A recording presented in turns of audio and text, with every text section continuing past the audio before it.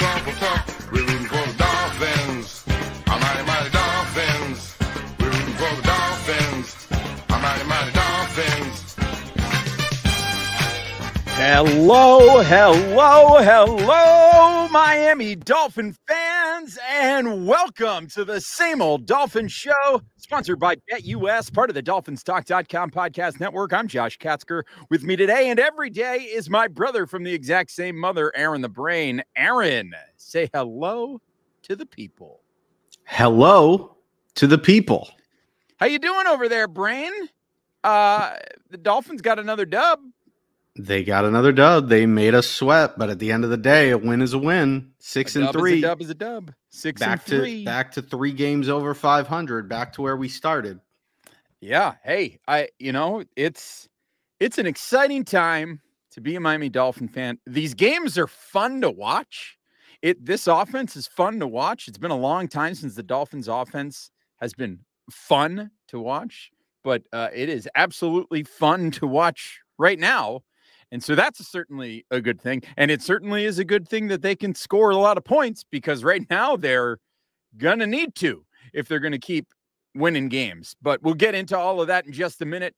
A reminder first, if you haven't done so already, make sure you're following us on Twitter. I'm at Amplified to Rock. He's at Aaron the Brain. That's at Aaron the Brain. The show is at Same Old Dolphins. And of course, you can download, rate, review, and subscribe to the Same Old Dolphins Show on Apple Podcasts, Spotify, Stitcher, SoundCloud, everywhere that you get your podcast. Subscribe to the Dolphins Talk YouTube channel. Head on over to YouTube, subscribe, turn on notifications, like this video. If you haven't done so already, just go ahead, hit that thumbs up. We appreciate you. Thank you very much. And of course, make sure you're visiting DolphinsTalk.com each and every day. It is your one-stop shop for all things Miami Dolphins, especially as we get going here into the season and things are continuing to look good for your 6-3 Miami Dolphins, Brain. 6-3.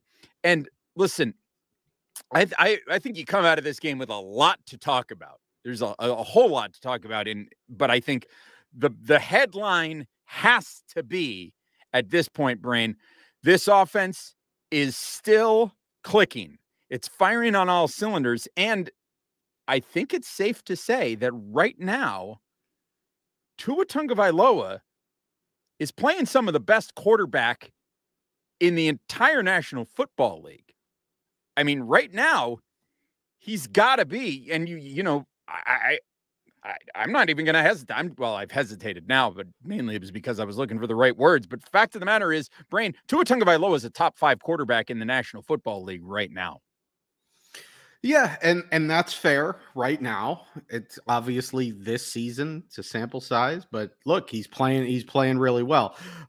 I think the point that you just made is really important, because this offense was clicking, and the only thing that slowed it down was when Miami stopped throwing the ball on first down and all of a sudden decided that they needed to try to chew up clock and try to establish the ground game. And I get it. The Bears came into this game with the worst run defense in the league, and they're without Roquan Smith because they just traded him. So you feel like there's some opportunities to run the football. And I get that. But you're up by 10 points in a very back and forth affair, a very high scoring game.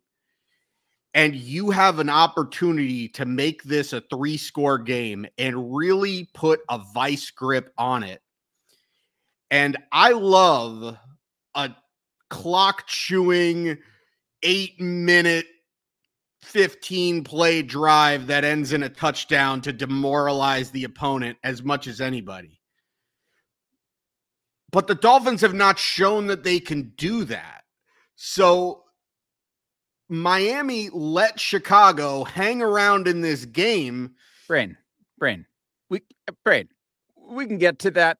We can get to all that. We can get to talking about that. We could talk about the things that the areas of nitpicking on some of the play calling. I don't think it's nitpicking. I don't think that's a nitpick. We could talk about the play calling. We could talk about Mike McDaniel's game management. We could talk about that stuff because it's there to talk about. But right now, I want to talk about the things that are good, because there's a lot of it that is. I want to lead with that, because I think that's the most important thing. And we get it. We get get crap all the time on this show for not being positive enough about the team. And I think we tend to talk on this show about the things that the team can improve on, about the things that we're not happy with, because that's those have tended to be the things that have drawn this team back for years and years and years. And we will talk about those things. We will have that opportunity. But we got to talk about the kind of performance that this team is putting out right now. This offense right now is clicking on another level. Tyreek Hill and Jaylen Waddle are at a record-setting pace in terms of receiving yards. And Tua Tagovailoa is playing at an elite level right now. He is answering all of the questions that all of us had about his ability to play this game and to operate as a top-tier NFL quarterback. He is answering them in spades. He's playing really well. Obviously, the question of can he stay healthy for a whole season, that still remains, although some people will say, no, he already had his concussion. He already missed it, whatever. That's kind of a freak thing. Let's see how the rest of the season goes. But the fact of the matter is, right now, this guy's playing lights-out football, Brian. He is. He's playing really well. Nobody's going to tell you that Tua is not playing great. And I think the biggest thing that I've seen over the past 2 games is limiting the bad mistakes. I mean, did he miss on a couple of throws in this last game? Sure, he missed on a couple of throws. Every quarterback's going to miss on a couple of throws. But what you haven't seen the last couple of games is the egregious error. The ball that that is thrown that is just either picked off and is ugly or should have been picked off or was almost picked off. We haven't seen that at all in the last 2 games. You have to keep the opponent in mind. But at the end of the day, Tua has been playing lights out the last 2 games, and you can't take anything away from him. He really has. And like we said, Tyreek Hill is on pace for 2,000 receiving yards this season, would be the first NFL wide receiver to ever do that in a regular season. Jaylen Waddle is playing lights out. We also got some contributions on offense in this last game from players that we hadn't got. Jeff Wilson, we want to talk about. He arrived first game and instantly was playing a huge role in this offense, immediately showing himself to be a significant upgrade over Chase Edmonds. But even Cedric Wilson was getting involved. Cedric Wilson with a couple of it. Finally. He was invisible, and even he was getting involved. I mean, it's happening. But, Brian, Jeff Wilson, how about that? How about that debut for Jeff Wilson for this team? Coming in, his first game as a Miami Dolphin, out-snapping Raheem Mostert in this game, getting 9 carries for 51 yards. He also added 3 receptions for 21 yards and a touchdown. Immediate impact from Jeff Wilson Jr. It's big because you're wondering, you gave up Chase Edmonds in the trade and you brought in Jeff Wilson. And I haven't looked at what Jeff Wilson's, contract status is, but contract is up at the end of the year. Okay.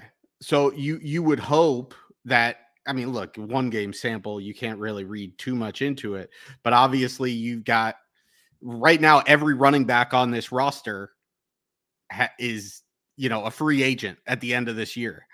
So you're going to want to bring back at least one of them, and you're going to want to bring them back, fairly cheaply, considering, the cap ramifications that the Dolphins are facing. So the fact that you now not only have Raheem Mostert that you feel good about, but if you can feel good about Jeff Wilson, then, it softens the blow there to where you go into this draft. And I know, there's going to be a lot of people that say the Dolphins need to draft a running back.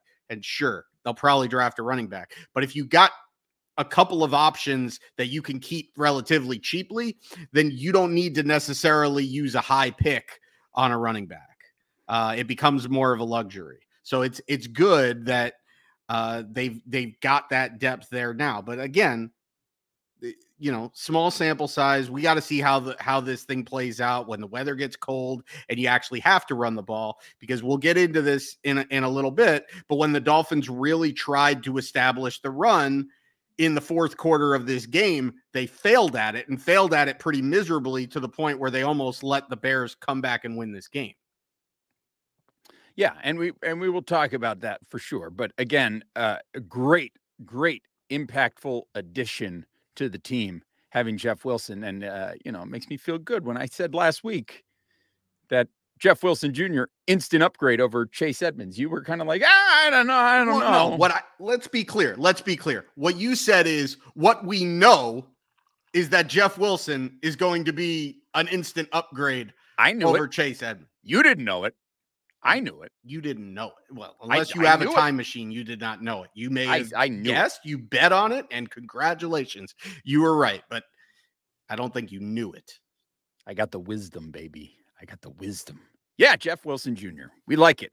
But other positives for this game, special teams. Special teams, maybe a little bit more of a mixed bag. Obviously, you get the big block punt by Jaylen Phillips, and then Andrew Van Ginkel runs it in for the score. Big play. At one point, the Dolphins had 21 points in this game, having run 13 offensive plays. So that's pretty good. Morstead, the one time that he was called upon to make a punt, he did a pretty good job. I think it was a 51-yarder. So that's pretty good. He's been very, very solid.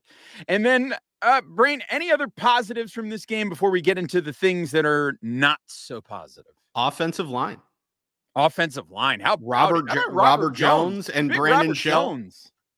I thought Brandon Shell missed a key block on an outside run pretty early in the game, but outside of that, I thought Brandon Shell played a solid game again at right tackle.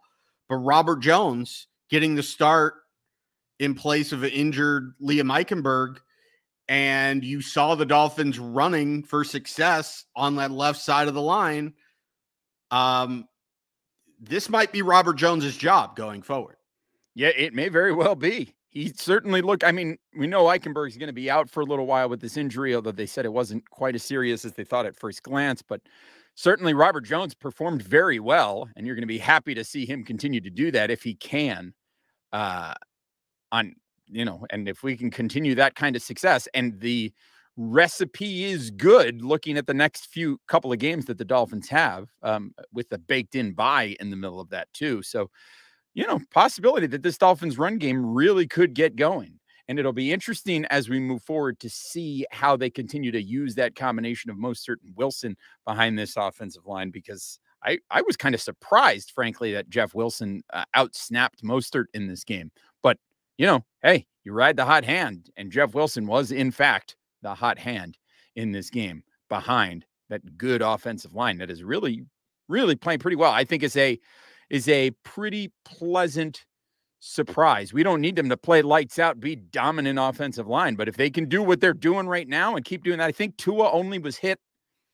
I think he was sacked once in this game and was hit once or twice. He was sacked twice last week against Detroit, but those were the only times that he was hit in that game.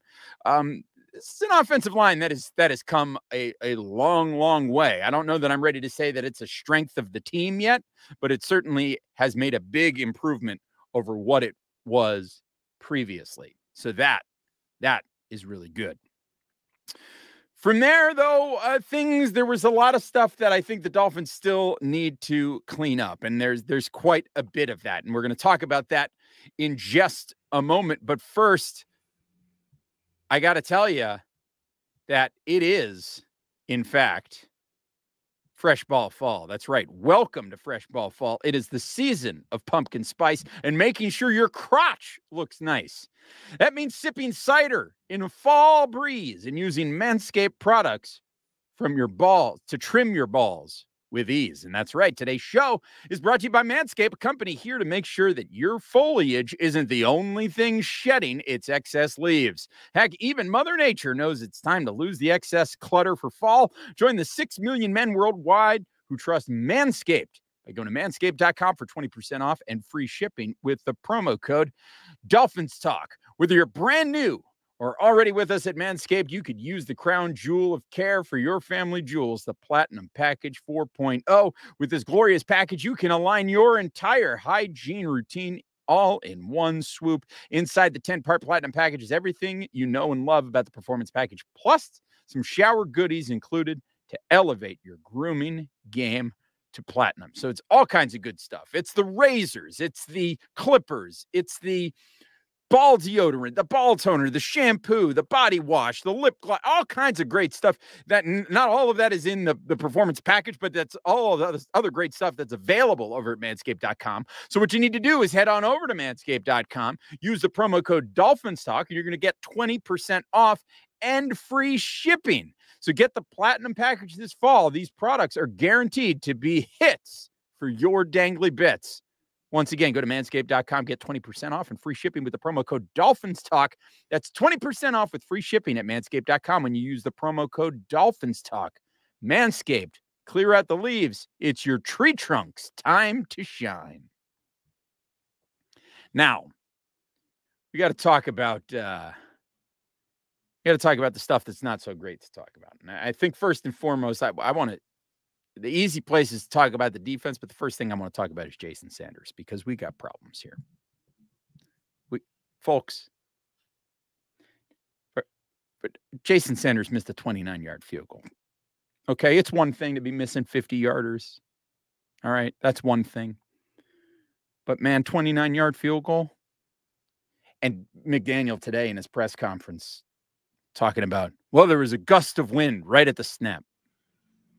Get that out of here. It's a 29-yard field goal. It's a 29-yard field goal. Fire the ball down the middle of the uprights, right in between the uprights, Jason Sanders. Stop overthinking it. Kick it down the middle. You got 3 points, okay? And those 3 points would have been very, very valuable in this game. Because, yeah, as Nick in the chat here commenting live on Facebook, watching it on the I'm a Miami Dolphins fan Facebook page, says he missed it bad. Yeah. It's not like he just barely missed it. Dude, how do you shank a 29-yard field goal? I don't think I could shank a 29-yard field goal. This is bad. And I have a feeling, like, between Jason Sanders and Emmanuel Ogbah, we got these guys who got signed to these big contracts and then immediately start stinking up the joint. What's going on here, Brain? What are you going to do with Jason Sanders? Well, you're not going to do anything the rest of the year. You're going to hope that he figures it out, because you're not going to find a kicker off the scrap heap that's going to be any better.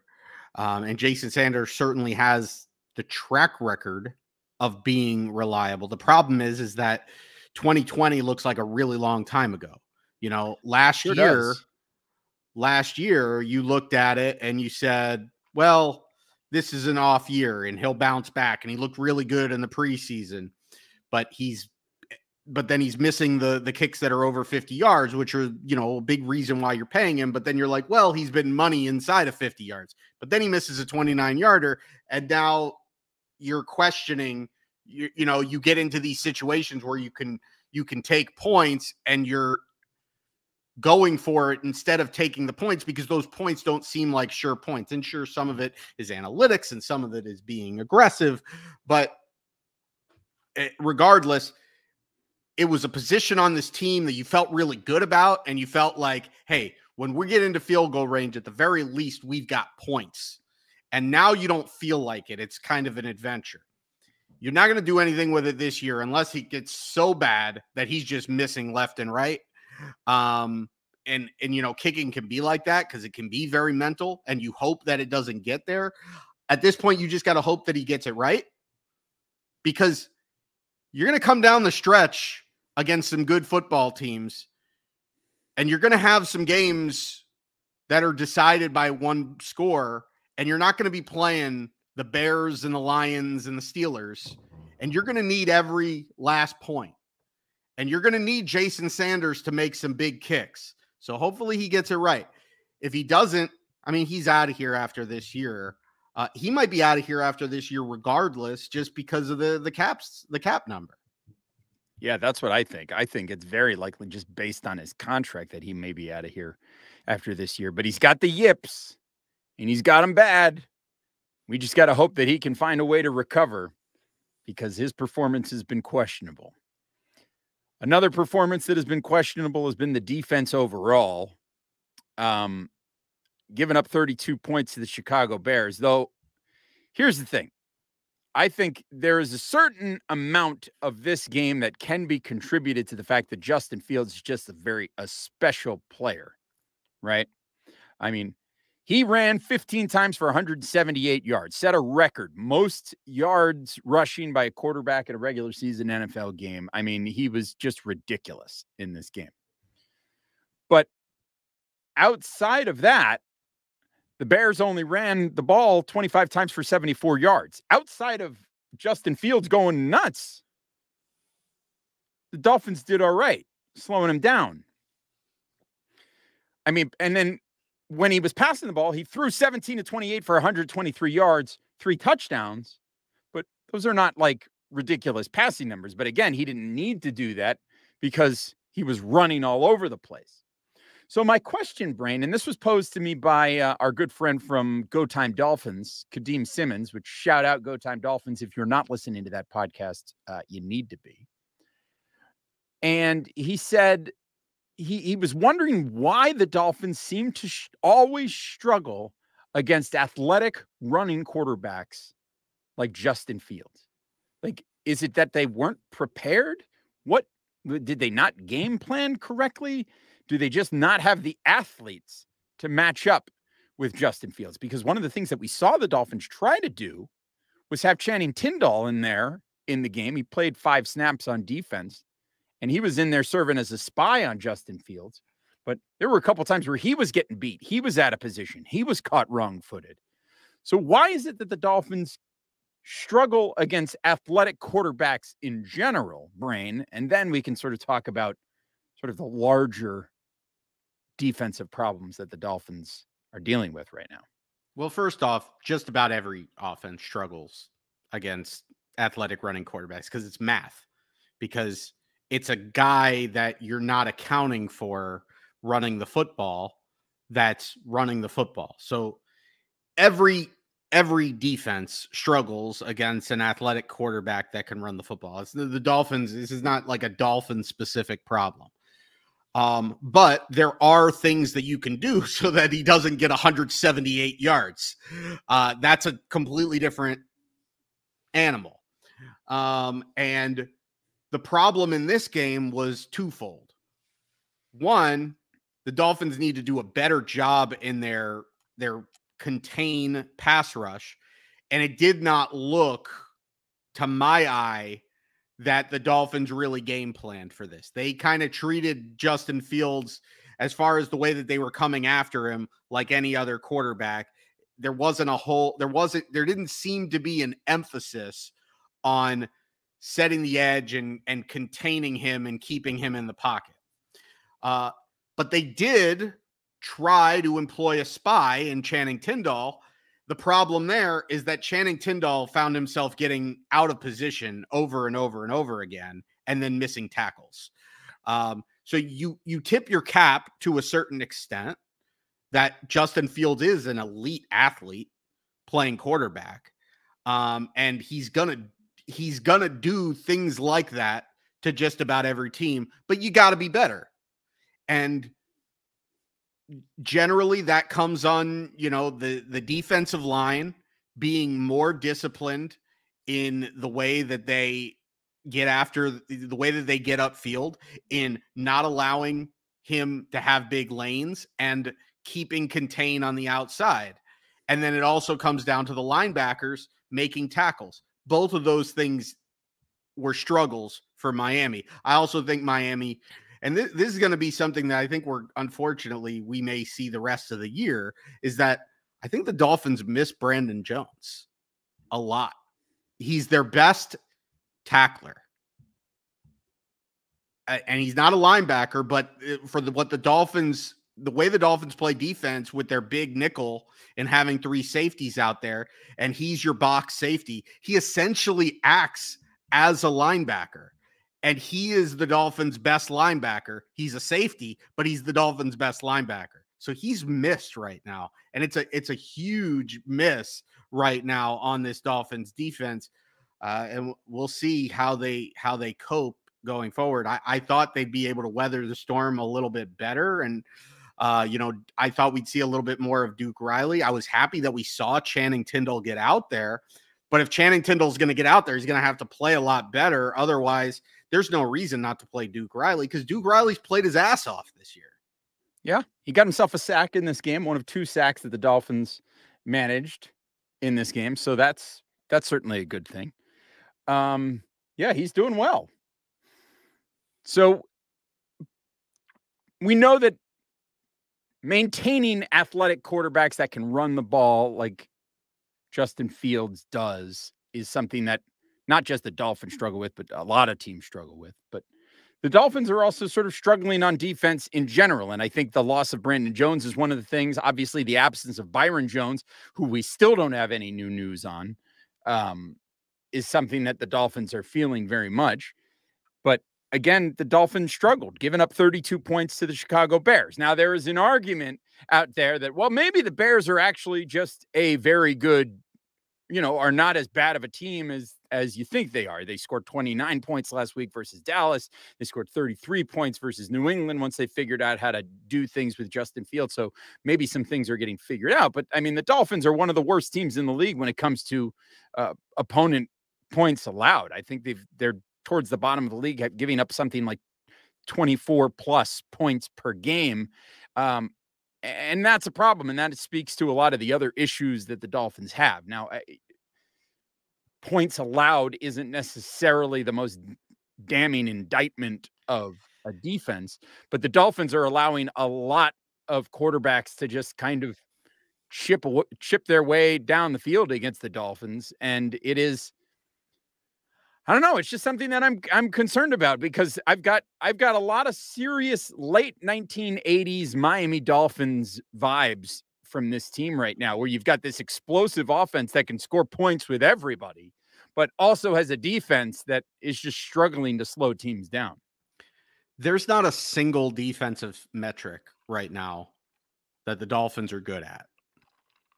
There's nothing that they can. I mean, you could say, well, the run defense has been pretty good, and Justin Fields' performance in this game kind of skews that a little bit. But in general, the Dolphins are 24th in the league in yards per play allowed. They're towards the bottom of the league in points allowed. They're towards the bottom of the league in passer rating against. They're bad on third down defense. They're not forcing turnovers. They're not getting sacks. The defense is not playing well. Injuries are a part of it, sure. But at the end of the day, there's enough talent on this defense to where they should not be one of the worst units in the league. And right now, the Dolphins defense is a bad unit. And, the injuries are part of it, but every single defense in the league is dealing with injuries. Maybe not quite to the extent that Miami has in their secondary, but not as many defenses have, what the Dolphins have in their front four.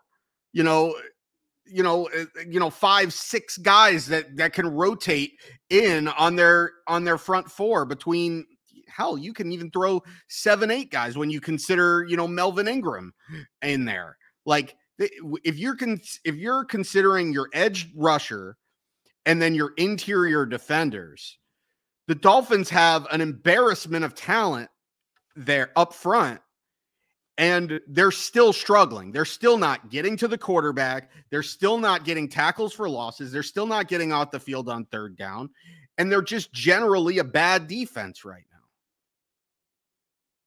At what point, look, it doesn't matter. It doesn't matter at what point.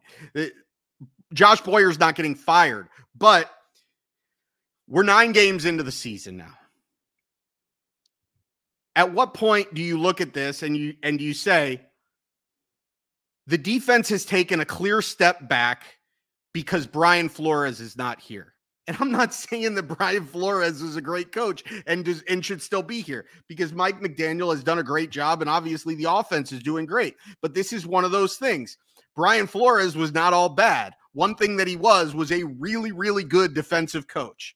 And right now the Dolphins are missing having a really, really good defensive coach, because instead of going out and getting an experienced, established defensive coordinator, you've got Josh Boyer, and the defense is having struggles every single week. Yeah, and we've seen that in the past they've had slow starts and then recovered a little bit in the second half, but that wasn't really the case here against Chicago. So it's something to keep an eye on. Again, it's one of those things that look, right now, the Dolphins offense is explosive and they're doing really well and they're scoring a lot of points. And that is allowing the Dolphins to keep racking up wins in spite of the fact that their defense has not been succeeding. But if that defense doesn't tighten up, it is absolutely going to limit the ceiling of this team. And that's ultimately important. Maybe it's not the most important thing in the world when you're playing against the Detroit Lions and the Chicago Bears and the Houston Texans of the world, but eventually you're going to start running into the Buffalo Bills and the San Francisco 49ers and the Los Angeles Chargers. There are teams out there that are going to put up points against you, and if you don't have an ability to slow them down, to at least slow them down, there's going to come a time, there's going to come a day where your offense maybe just doesn't have it for whatever reason. We saw that in the Pittsburgh game. The timing was off, right? The clicking, it wasn't quite there. They weren't all on the same page as Tua was coming back from injury. Luckily, the defense was able to do enough against a pretty bad Pittsburgh offense to slow them down and allow the Dolphins to get the win with only 16 points. But you're going to have to do that against a good offense at some point. So, it's one of those things that you worry about. Another thing that I worry about is Mike McDaniel's game management and some of his play calling. Listen, there is no doubt that Mike McDaniel is a genius when it comes to drawing up plays and drawing up an offense. He's very, very good at that. And he has his ability to use motion to create matchup problems is unparalleled. Like, he is a fantastic mind when it comes to that aspect of the game. But when it comes to in-game management and that kind of play calling and making sure that you are using the clock correctly and that sort of thing, that is an area where he is sorely lacking right now. And again, this comes from me, who is somebody who I like Mike McDaniel's deliberate approach to play calling and to running the offense inside 2 minutes at the end of the first half. I like that his goal is, I'm going to use this entire 2 minutes. I like that. It's wise. The problem is you can't run the ball up the middle on first down and then allow almost 30 seconds to run off of the clock before you call a timeout, and then only call the timeout because there was confusion in the huddle. Like, it's one thing to be deliberate. It's another thing to be slow because you can't figure out what you want to do. Knowing what you want to do and being deliberate with it and taking your time and doing it that way is one thing. But having it be this situation where you seem to not be sure of what is going on and what the next play call is, that's the thing that has me scratching my head. And again, that's the thing that's going to eventually cost the Dolphins a game. You might even argue that it has cost them games already this season. So I think we've got to look at that. And again, it's one of those things that the Dolphins need to clean up, and it's not costing them right now, but it could cost them. And it very well could have cost the Dolphins in this game. Yes, I know Jason Sanders misses a 29-yard field goal, but there is no reason that the Dolphins couldn't have been going in looking at scoring a touchdown at that situation at the end of the first half with all of the time that they had at their disposal.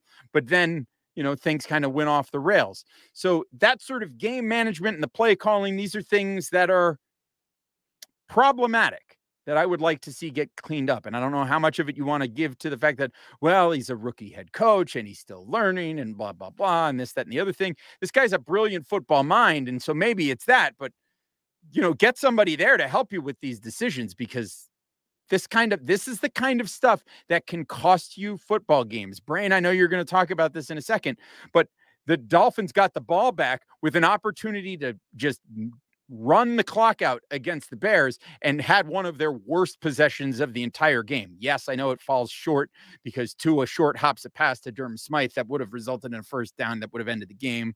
But Brain, this was some dodgy play calling and game management from Mike McDaniel.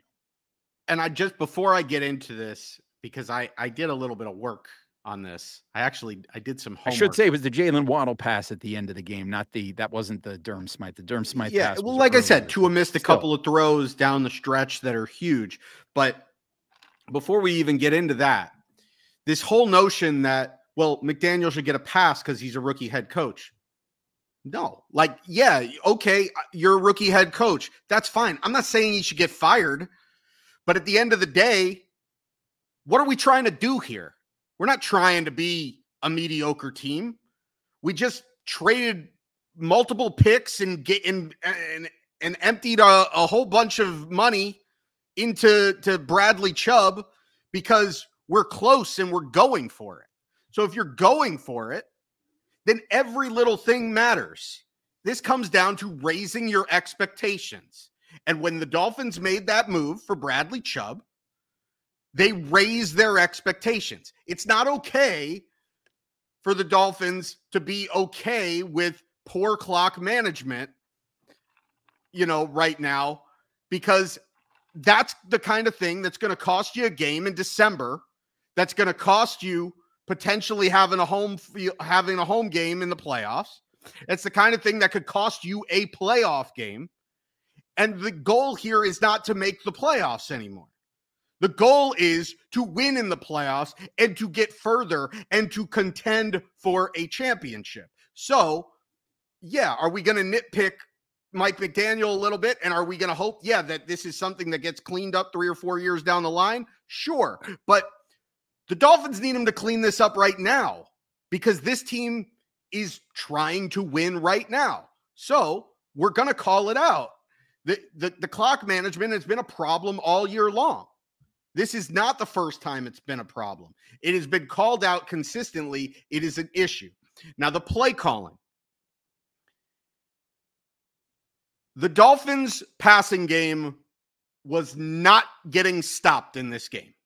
The Dolphins were moving the ball at will in this game when they threw the ball, particularly when they threw the ball on first down.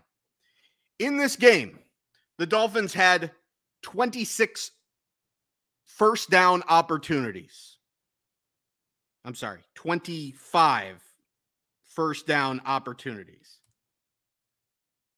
They had, give me 1 second. They had 13 in the first half, and they had 12 in the second half. That adds up. In the second half, though, in the first half, the Dolphins had 7 passes and 6 runs on those plays. All right. And they moved the ball brilliantly. In the second half of this game, they had 4 passes and 8 runs. Furthermore, with the game on the line and those opportunities to put the game away, the Dolphins' last 7 running plays on first downs, when they ran on first down, on their last 7, they ran the ball for 11 yards. You're talking about how elite Tua is playing, how elite your offensive weapons are, and how this offense is clicking. And when you had the opportunity to put the game away, you took the ball out of your quarterback's hands. So did Tua miss a couple of throws? Sure, he missed a couple of throws. But every single time in the Dolphins' last 3 possessions, not including the 3 kneel downs. And by the way, the kneel down was the final first down. I didn't count that in the count. So that was not counted. I didn't account for that. So in the fourth quarter, with the game on the line, you're running the ball, you're taking the ball out of Tua's hands, and every single time on those 3 possessions where the drive stalled, the fourth down play, the first down that preceded it, because obviously you're going to have a first, second, and third down that precedes it, the first down play was always a run. So when the Dolphins threw the ball on first down, they did not get stopped the entire game. on the last 3 drives that the Dolphins got stopped, one thing was in common. They ran the football on first down. I'm all for trying to establish the running game. I'm all for trying to milk the clock and really demoralize and close out an opponent. But you need to put the game away any which way you can do it. If the Dolphins up by 10 get the ball back and they let Tua throw, I think he goes down there and he scores a touchdown. And I don't care if it takes 4 plays and it takes, less than 2 minutes off the clock, because at the end of the day, it's a 3-score game. And that's what needed to happen. But the Dolphins let the Bears hang around in this game because they uncharacteristically got conservative. And it almost came back to bite them, because if you don't get that pass interference, this is a completely different ball game. And the Dolphins, the defense ended up coming up with the stop when they needed to their most.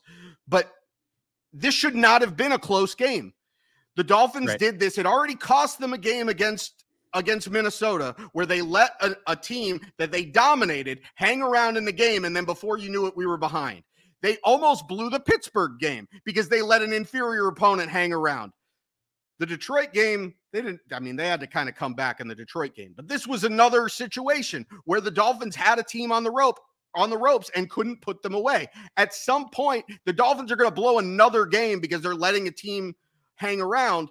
And frankly, this was on Mike McDaniel. The Dolphins are lucky that they came away with a victory in this game, because Mike McDaniel, the way he coached that game, but at the end of the first half and at the end of the game, he deserved to lose. Yeah, it wasn't the best play calling that I've seen. And again, it's one of those things where it's decision making, and you question it and you wonder, can the Dolphins be better? And I think the answer is yes. And it's not about saying that the Dolphins shouldn't establish the run, because yes, we know that when you're trying to run the clock out, you do need to run, right? You need to run the ball so that the clock is running. But there are also ways that your quarterback is playing at an elite level and you have an elite offense. Keep the defense spread out and get the ball into your receiver's hands and let your quarterback throw it. Let that play happen. You can see that they are capable of doing it. So it's another thing. It's one thing if you're running the ball well the entire game, and then you're like, well, hey, it's the 4th quarter. It's time to run the ball and put this game away. Right. But the Dolphins don't have a track record of being able to run the ball. Did they have some success in this game running the football? Yes. But they also, for the entire second half, were running the ball on first down and not having success. They did it 3 drives in a row. So eventually you would think that you would put the ball in your best player's hands, the guy that is playing at such a high level that you've decided we're going to go all in and we can win. Why? Because we have an elite quarterback. Well, if you've got an elite quarterback, you don't take the ball out of his hands. Aaron Rodgers is not letting the Green Bay take the ball out of his hands in that situation and run the ball a bunch of times on first down if they can't run it. He's taking that ball. Tom Brady is not letting that happen. You want Tua to be in that conversation with the elite of the elite? Well, Tua needs the ball in his hands to be that. We're not a run-first team until we prove that we could be a run-first team. And when you've got Tyreek Hill and Jaylen Waddle, and you're talking about Tua, putting up historic numbers and wanting to be in the MVP conversation, well, then you cannot take the ball out of his hands with the game on the line. Absolutely. Absolutely. It's one of those things. You've got to learn to finish. You've got to learn to close. And the Dolphins, listen, I'm not going to get into refereeing decisions because I don't like to make that the topic of conversation, because I think that ultimately the refereeing decisions all come out in the wash anyway. Dolphins certainly got the benefit of a non-pass interference call on that final drive of the game, that final defensive drive of the game where Keon Crossan was all over Chase Claypool. And could have easily been called for pass interference, which would have let the Bears right back into the game. Eventually wasn't called. So it all worked out. And, somebody might say, well, there was a call earlier on the Dolphins that shouldn't have been a call, blah, blah, blah, blah. Like I said, those calls tend to come out in the wash. But the fact of the matter is the Dolphins need to be able to close games so that they're not having to rely on their defense making that one last stop. Yes, it's ultimately going to happen. That's going to happen from time to time. It's going to happen. There's going to come a game where the Dolphins are going to be behind and they're going to score to take the lead with a couple minutes left in the game, and they're going to have to go out there and make a big stop. But there's also going to come a time where the Dolphins are going to make a stop like they did here. Finally, the defense stands up and makes a stop with about 3 minutes to go, and the offense gets the ball back. The offense's job, and your job as the head coach and that team, you've got to get the ball back with 3 minutes and say the other team doesn't get to have the ball back anymore. And that's got to happen. If you've got the lead, you need to be able to make that decision that that's going to happen. If there's any less than like 5 minutes left in the game, you get the ball back with the lead, that other team should never see the ball again. And they should either never see the ball again, or if they're going to see the ball again, it's because you've put another touchdown on the board. Exactly. And made the game, a multi-score game. And, in the argument, let's get into the argument about whether or not, the Dolphins are up by 4 points and they get the ball down deep into the opponent's territory. Then you get into that thing where they're going to start to let you score and then you don't. That's where you want to be. You want to be in the scenario where the team is like, well, should we just let them score? That's what you got to get to. You got to get to that point so that you can put your foot on their throat and say, no, you don't get to have the ball back. This is ours now. This is our game. That's what the Dolphins need to do. And in order to be able to get to that point, this defense is going to have to step up significantly as we move forward. Brain, anything else you want to say on this game? We've got a few odds and ends that people want to talk about. Let's talk about Bradley Chubb, because I know you wanted to talk about Bradley Chubb not being a big impact player right away. Not really. I mean, you're waiting for him to show up. Jeff Wilson had the big impact in this game. Bradley Chubb, not so much. We saw him getting after the quarterback. We saw him miss a couple of tackles, but it was not like he came in and blew the doors off the place. Look, at the end of the day, everybody knows where I'm at on the Bradley Chubb move. Bradley Chubb is a good player, and I'm not going to kill Bradley Chubb. At the end of the day, I'm happy that he's on our team. Don't kill our Chubb, dude. Yeah. At this point, I'm not gonna be mad and I'm not gonna kill Bradley Chubb, but he is what he is. He's gonna need to make a bigger impact. He had a couple of pressures. It wasn't a huge impact, and that was kind of my point. Is that the Dolphins made this move, and when you make a move like that, you're making a move, to like that player is the missing piece on a Super Bowl team. And I don't think we're there yet, but I digress. I hope that we're there. I hope I'm wrong. But look, Bradley Chubb is a good player, and there's going to come a time in this season where you're going to be really happy that we have Bradley Chubb on this team, because it's going to be difficult to defend Bradley Chubb, Jaylen Phillips, Emmanuel Ogbah, and Melvin Ingram over the course of a game. We've got guys that can rush the passer, and it's going to be beneficial to have. Is it going to put Miami over the top? That's a whole different story. But I'm not going to sit here and do the whole Bradley Chubb show week after week after week. I hope that the defense really improves, because if you make a move like that, the idea is you're doing it to significantly improve the defense. So is it disappointing that you made that move and then you still, gave up a ton of yards and a ton of points against the Bears? Yeah, it's disappointing, but we'll see how this thing goes the rest of the season. I'm not going to give him a pass, and I'm going to look for it every single game. Now, if we get 3-4 games down the road and Bradley Chubb really hasn't made a big impact, then at that point, I'm going to be very concerned, and I'm going to say, well, how's that trade looking? How's that contract looking? But we're not there yet. It's one game. It's fine. I know he's a good player. Is he overpaid? Probably. Did we give up too much to get him? Probably.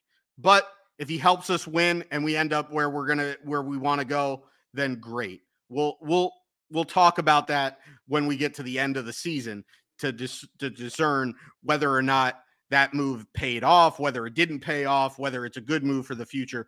We'll revisit it, because at this point, it's a moot point. He's here. might as well enjoy it. Absolutely. And I think even the end of this season is probably too soon to determine whether or not that move made sense. Let's let it play out a little bit before we make that decision. Either way, he's here, and we're going to see how it all turns out. So we got a few odds and ends that we want to talk about here that I think are relevant.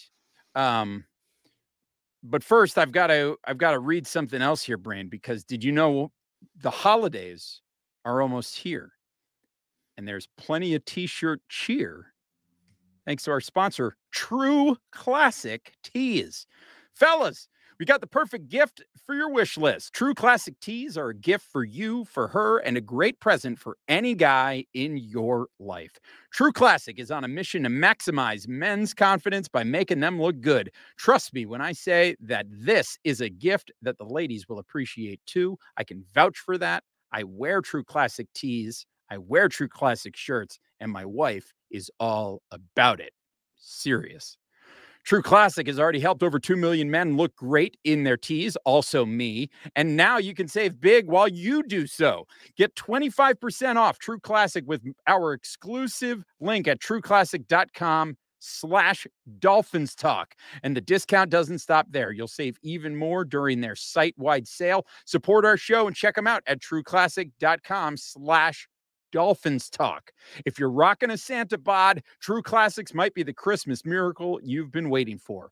So head over to trueclassic.com. Use the promo code Dolphins Talk. Get 25% off. Free shipping included on purchases over $100. That's 25% off at trueclassic.com/Dolphins Talk. Santa won't be the only one slain thanks to True Classic. So, Brain, can I just tell you, I've just got a fun little Mike McDaniel moment here. So did you catch this? Watch Mike McDaniel read his lips in this video clip that I'm about to play. Okay. I did see. Here we go. First down. Fields through the air, 12 of 16, 96 yards. He picks up 8 and a flag back. You see what he said? You see what he said there at the end? He said, stop it. He said, stop it to Justin Fields. Because he was scrambling all over us. He was running all around. And so Mike McDaniel was asked at the press conference today what his thoughts were, why he was saying stop it to Justin Fields. This was his response. No, I just wanted him to stop scrambling. And it was pretty irritating because he didn't listen at all. He didn't take the coaching. Mike McDaniel, what a character. Well, I mean, maybe he should, emphasize that to Josh Boyer. Yeah. Stop it. Hey. Literally, stop it.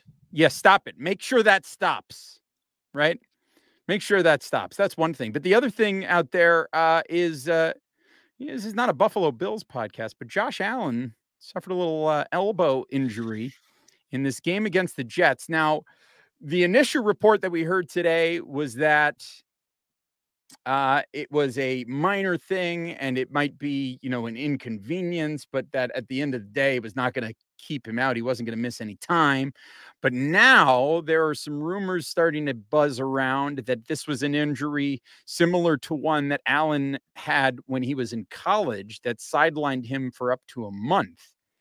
Brain, the Bills lost this game on Sunday at the Jets, which the Jets are proving that they are not a fluke here. The Jets are really making a statement here that they're for real. But Buffalo losing that game and now potentially being without Josh Allen for a little while, this could open the door potentially for the Dolphins, could it not? Yeah, absolutely it does. So it just, further emphasizes the importance of racking up these W's and not blowing a stupid game. Because if you have the opportunity to win the division and get yourself a home playoff game, and hell, I mean, if you can win this division, then maybe you can end up with the number 1 seed and get yourself a bye. But at the very least, get yourself a home playoff game so that you don't have to go to Buffalo or Baltimore or Kansas City or Tennessee in January and play in a bad weather game against a team that maybe is a little bit more physical than you, yeah, you got to take advantage of that. You got to get your home field advantage. So it opens the door a little bit. It makes things exciting. I'm conflicted as to, look, obviously Josh Allen being hurt and the Bills being weakened is good for the Dolphins, clearly. My initial takeaway because I didn't know that Josh Allen had any kind of serious injury, and I guess we still don't know that. But my initial reaction to the Jets beating the Bills was, I don't know that this is good for Miami, because now we're in a dogfight with the Jets, who have already beaten us. So I'm conflicted as to whether or not that result was good for Miami or bad for Miami. If Miami can win the division, then ultimately that will be good. But if we end up in a dogfight for the division, the Jets are better than we think, and we end up, that game against the Jets is for the playoffs at the end of the year. You're going to wish the Jets had lost that game against Buffalo. Sure. But, it is what it is. I don't want to speculate. Obviously, you don't wish ill health on anybody. But, if that means that the Bills are going to be weaker, I mean, not that the Bills have a gauntlet, a serious gauntlet coming up. They've got a tough game on Sunday coming up against the 7-1 Minnesota Vikings. But that's a game in Buffalo. 7-1, but whatever. They're still 7-1. Then they've got the Browns. Then they've got a short week. They play on Thanksgiving against the Lions. Isn't that unfortunate? On Thanksgiving, when all you want to do is sit around. Bad enough you got to watch the Lions, but they're playing the Bills. Man. Then the Bills have the Patriots, the Jets again, and then, of course, December 18th, Dolphins, Bills in Buffalo. Probably getting flexed to a Saturday night game. It'd be a good time. Play at Buffalo on a Saturday night. What are your thoughts on that? That was another question that I saw somebody had posed out there on Twitter, and I want to get your thoughts on it. What do you think? The narrative, I guess, was they didn't want the game to be flexed to an evening game because they didn't want to play at night at Buffalo because it was already going to be cold, and now at night it's really cold. What do you think? You care? No, you never want to play in Buffalo. Yeah. You never want to be in Buffalo. It doesn't matter if you're playing in the daytime and the nighttime. You never want to play Buffalo. You never want to play in Buffalo. Yeah. You never want to be in the city of Buffalo. Like the city of Buffalo, if you're there, you're already losing the battle. So it's a rough situation. No offense to my friends in the city of Buffalo. I've got some friends who live in the city of Buffalo who live in a very nice neighborhood. It's a very nice place. But, you're in Buffalo. It's no good. All right, Brain, I think we should get out of here. We didn't do a pulse check. We'll do a pulse check later this week. How about we do a pulse check ahead of the game this weekend against the Cleveland Browns? Because, Brain, we're going to be together in person on Friday, unless this storm that is approaching Florida, has something else in mind.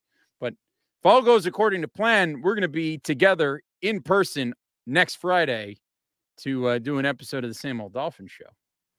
Yeah, and hopefully this storm, doesn't impact us too much. But I'm looking forward to it.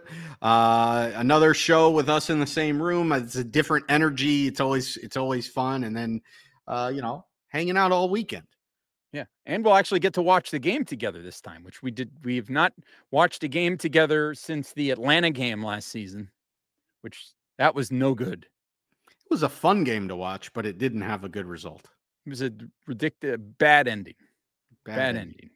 But this game, hopefully will be a little bit different. We're going to have some friends in the building. Our Dolphins Talk squad is going to be there. Mike and Tom will be in person at the game. Of course, we'll be in Tampa for a family reunion, so that's going to be fun. We'll get together. We'll watch the game. Kids will be there. They'll all be in their Dolphin jerseys. It's going to be a good time, as long as this hurricane doesn't screw things up. I mean, regardless, I imagine we'll be there by Sunday, but we're supposed to fly down on Thursday, and the weather is supposed to be bad in Florida on Thursday. So we'll see whether or not we make it. But Brain, any parting words for the people before we get out of here? I said it at the end of last week's game. You gotta rack up wins. A win is a win. It doesn't matter how you get it. Look around the rest of the league. Teams that are in the same position as the Dolphins that are battling for a playoff spot were in tough games, a lot of them against inferior opponents. At the end of the day, it doesn't matter how you get there. You got to win. That said, if the Dolphins want to make this a really, truly special season, they're going to have to play a lot better than they've played the last couple of weeks. They're going to have to clean up these mental errors. Mike McDaniel is going to have to be sharper, and the team as a whole is going to have to be sharper. Let's hope that they can keep it going. That's right. Stay sharp. So once again, if you haven't done so already, give us a follow at Amplify to Rock, at Aaron the Brain. That's at Ron the Brain. The show is at Same Old Dolphins. And download, rate, review, and subscribe to the show on Apple Podcasts, Spotify, Stitcher, SoundCloud. Subscribe to the Dolphins Talk YouTube channel. Turn on notifications. Like the video. Smash the like button. If you've made it this far, smash that like button. Visit DolphinsTalk.com each and every day. Buy some things at Manscaped.com. Use the promo code DolphinsTalk. Buy True Classic Tees. Use the promo code Dolphins Talk. Enjoy those products and then tell us how much you like those products. Leave us a review. Leave us a rating. We appreciate it. And as always, take care of yourselves and each other. We will talk to you again next time. Bye-bye, everybody. Go Dolphins! I think I've got Adam Burke's nomination for Dolphins Fan of the Year.